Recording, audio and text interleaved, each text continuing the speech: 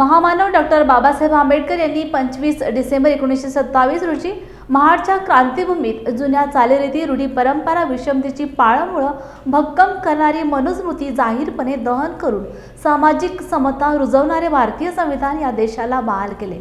मात्र आज पुन्हा मनुस्मृती डोके वर काढत आहे. मनुस्मृतीतील श्लोकांचा समावेश आल्या अभ्यासक्रमात करणाऱ्या राज्य शासनाचा निर्णयाचा आज महाडमध्ये निषेध करण्यात आला.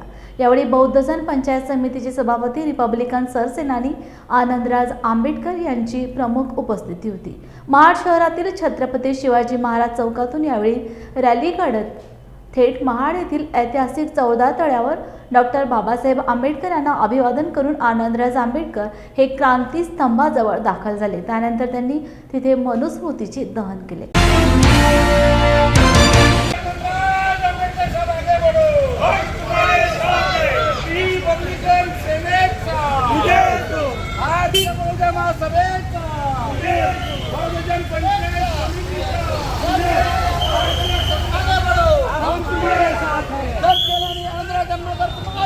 हम तुम्हारे साथ हैं. बौद्धजन पंचायत समितीचा विजय असो. बौद्धजन पंचायत समितीचा विजय असो. समता सैनिक दलाचा विजय असो. महाड येथे सरसेनानी आनंदराज आंबेडकर यांच्या नेतृत्वाखाली मनुस्मृती दहन करण्यासाठी या ठिकाणी सर्व पक्षांचे सर्व कार्यकर्ते, रिपब्लिकन सेना, बौद्धजन पंचायत समिती, समता सैनिक दल, the Buddhist society of India, सर्व राजकीय पक्षाचे या ठिकाणी जो की या महाराष्ट्र सरकारने शाळेमध्ये पुस्तकामध्ये मनुस्मृती शिकवण्यासाठी केलेला आहे, तरी त्याला विरोध करण्यासाठी आज या ठिकाणी मनुस्मृती दहन करण्यासाठी सरसेनानी आनंदराज आंबेडकर यांच्या नेतृत्वाखाली लोक उपस्थित झालेले आहेत. बाबासाहेब आंबेडकरांनी या देशामध्ये क्रांती केली आणि या देशामध्ये समतेवर असणारा हा समाज निर्माण व्हावा ही बाबासाहेब आंबेडकरांची इच्छा होती.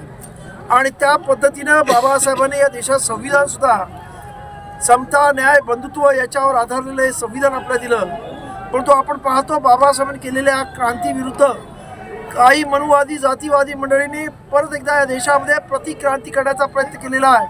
आणि बाबासाहेबांनी जे जे समतेसाठी केलं त्याला विरोध करण्याचा आणि परत एकदा मनुस्मृतीचं एक प्रकारे या इथे प्रस्थापित करण्याचा प्रयत्न, अघोषित प्रयत्न, या इथे पुस्तकामधून मनुस्मृतीचे श्लोक लहान मुलांना त्यांच्या पाठ्यपुस्तकामध्ये टाकून प्रत्यक्ष पद्धतीने मनुस्मृतीचं या इथे प्रस्तावित करण्याचा प्रयत्न केला जातो आणि त्याला आमचा विरोध आहे.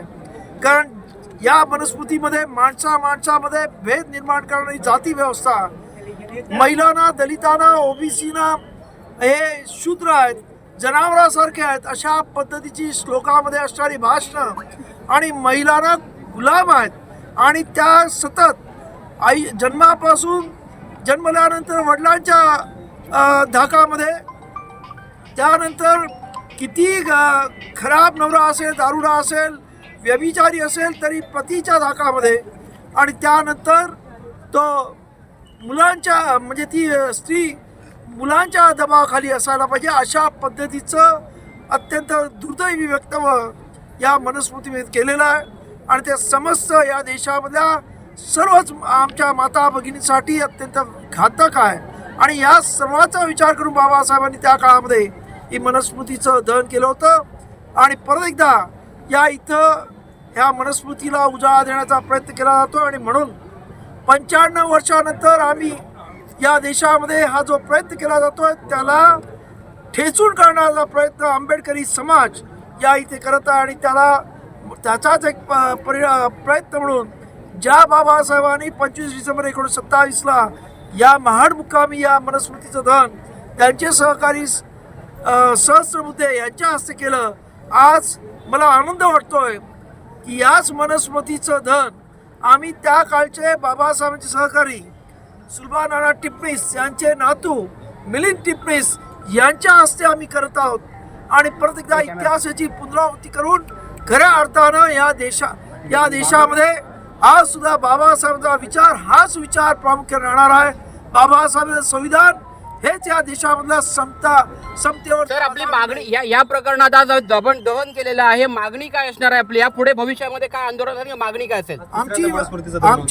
आमची मागणी ही असणार आहे की मनुस्मृतीचे जे काही श्लोक या पाठ्यपुस्तकामध्ये दिले आहेत ते ताबडतोब काढून द्यावेत.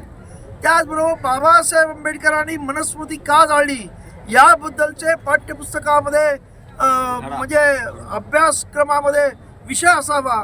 आणि त्याचबरोबर या इथं मनुस्मृतीची ही जी पुस्तकं आहेत जी माणसामध्ये भेद करतात, माणसाला गुलाम ठरवतात, महिलांना गुलाम ठरवतात, त्या पुस्तकावर बंदी आणायला पाहिजे असं आमचं म्हणणं आहे.